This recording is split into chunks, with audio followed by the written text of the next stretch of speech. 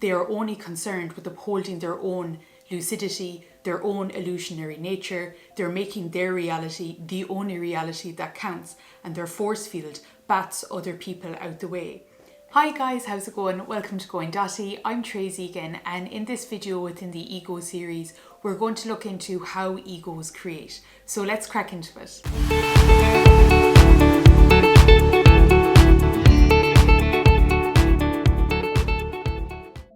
To say it in a nutshell, the way that egos create is through you. It's your effort, it's your energy, it's yourself that's upholding their sense of self, their world and their operational system. So fundamentally, egos create through those in the world around them. To use a quote from Eckhart Tolle's book, A New Earth, as he says, unconscious people experience their creations through the reflections of others. And that's really important when we're looking at the energetic system, the matrix and the grid system that we're working off. How does an ego create its life? Through a reflection of another person? In order to be able to understand that motion, we need to look at the holographic nature and structure of things. Another element that really brings to bear is that if an ego is creating through others, that means that the person that they're creating through is caught up in the creation of an ego. So we can see very clearly that when we're engaging with egos, when we're involved in egos, they are halting and stopping our own life flow, our own creative force and our own energy and chi working for ourselves. And this is one of the key reasons why we really need to be dealing with the ego when it comes up for us in our life and our world, because we can't move forward when somebody else is hampering what we are doing. And by looking at this through an energetic perspective, by looking at the energy grids, the matrix of operations, the invisible structure that happens between people, the flow, the form that the flow creates, and putting a narrative to all of this non-physical element of our human experience becomes very relevant and necessary. One of the primary things about egos is egos cannot uphold their own energetic structure. They are literally incapable of internalizing and being solid in their own form. So because egos can't uphold their own energy, they project themselves onto the world around it, and they use those in their life and in their world to uphold what's going on for them.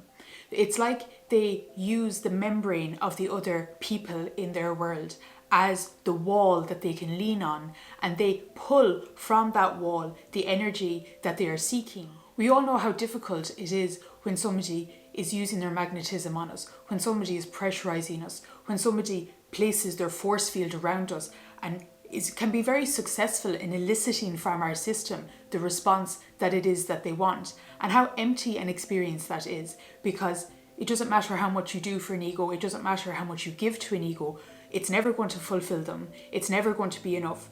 And if they see you in a disempowered role as a source of their fuel, their energy fuel that they can just tap into, drain from and take from, if they just absorb your life, your light, your mood, your vibe, your space, your happiness, these are all really precious resources and qualities. And when an ego gets their grips into us, it's really difficult to extract ourselves from that. And it also becomes very necessary, because if an ego has their grips in our energy field and force field, that means that we do not. It's either them or us. And when it comes to the self, when it comes to you as an individual, you really have to prioritize yourself. Because when we're in these loving, bonded relationships with people, it's very easy for a compassionate person, a sympathetic person, and an empathetic person to think, well, I can do this for this person because I love them, because of who they are in my life and world, and because of the primary relationship that you carry with an ego. Because remember, an ego is always going to be placed somewhere within your close inner circle, whether that's a personal relationship, a family relationship, a partnership, or a close friendship, or a professional circle. Egos are not always so easy to disentangle from. Even if it's somebody a few steps out in a friendship circle, somebody who's constantly rotating around you can be very difficult, and they will have effects in your life and in your world. So as we can see, the ego really outsources the movement of their creation, and they lean on others to make that happen.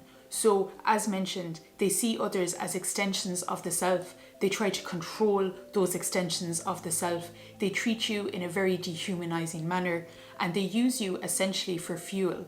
And what is it that they're really trying to fuel? It's their thoughts. It's their inner world. It's their perceptional self. The ego has a mental health system, because we all have a mental health system, and the ego is valuing their mental health, which is operating in a false energetic model. They're operating in a false reality structure, and they're forcing other people to uphold that false reality. And this all comes back around into mental body energy. They're upholding their own mental body sense of self. They're upholding their own world and illusionary nature. And if they are gaining their life force energy and their fuel through you, that means that your mental health and your mental self is going to have to take and bear the brunt of that. And this is why it's imbalanced. One of the things that we can say within the mental health status of an egotistical being is essentially what they're trying to do is they're trying to control their lucidity. They have this vision in their mind's eye of what is occurring or what they want to happen. That's what they are lucid to. That's what all of their actions are seeking to make happen in their lives and worlds. They seek to create it through yourself and other sources of fuel as they see it. And because of this, because they are seeking to control their lucidity and make it happen, what inadvertently happens is they end up controlling your lucidity. If we consider lucidity as what you're lucid to, what you're aware of, then when the ego is trying to invalidate your lucid perceptions, what you are capable of seeing, this is where the gaslighting, the distortion of the truth, the lying, the dishonesty, the invalidation, this is why they do all of these things, because if there is one objective reality going on and the ego is only concerned with fulfilling its own subjective preference, they will remove from your subjective reality all of the ingredients that they can in order to make their world and life happen for them.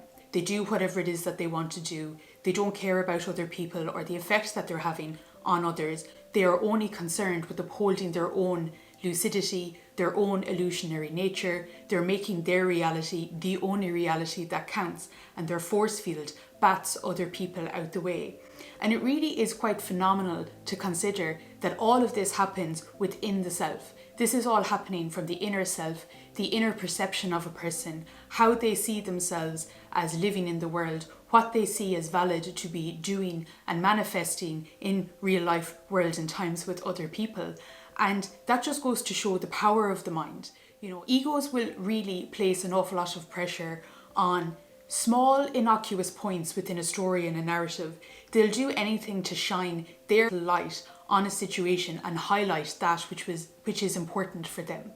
An ego is predominantly focused on upholding their own life and their own world, and they will go to extraordinary measures in order to be able to do this. They'll focus on their story, their narrative, their perspective, and their version of events. Finally, as well, just to confirm for those of you who are experiencing these types of things, the way that this happens in our life and our world, the way that the ego controls us is subtly.